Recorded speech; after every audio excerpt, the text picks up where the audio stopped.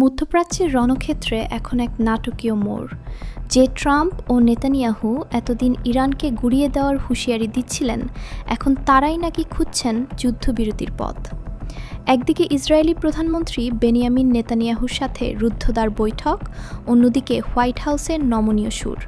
সব মিলিয়ে প্রশ্ন উঠছে, তবে কি ইরান যুদ্ধে পিছু হটছে আমেরিকা ও ইসরায়েল, নাকি এটি কেবলই নতুন কোনো কৌশলের অংশ? আন্তর্জাতিক সংবাদ মাধ্যমগুলোর সূত্র মতে মার্কিন প্রেসিডেন্ট ডোনাল্ড ট্রাম্প এখন নেতানিয়াহুকে সঙ্গে নিয়ে একটি টেকসই যুদ্ধবিরতির রূপরেখা তৈরির চেষ্টা করছেন।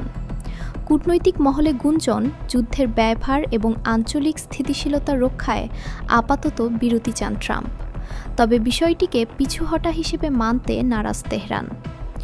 ইরানের পক্ষ থেকে এসেছে নজিরবিহীন কঠোর হুঁশিয়ারি। ইরানের সামরিক কমান্ড স্পষ্ট জানিয়েছে কোনো প্রকার আপোস নয়। তারা বলছে আমেরিকা ও ইসরায়েল কোনো উপায় না পেয়ে এখন শান্তির নাটক সাজাচ্ছে।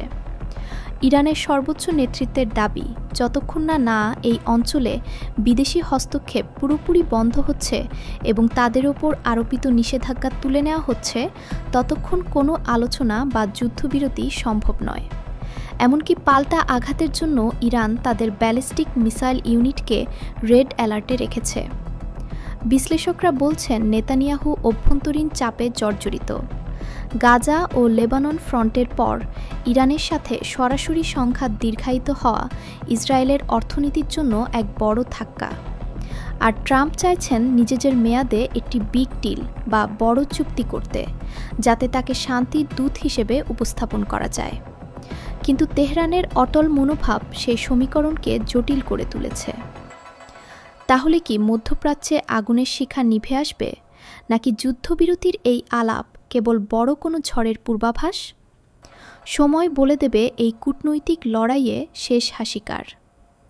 এই ছিল এখনকার মতো নিউজ আপডেট।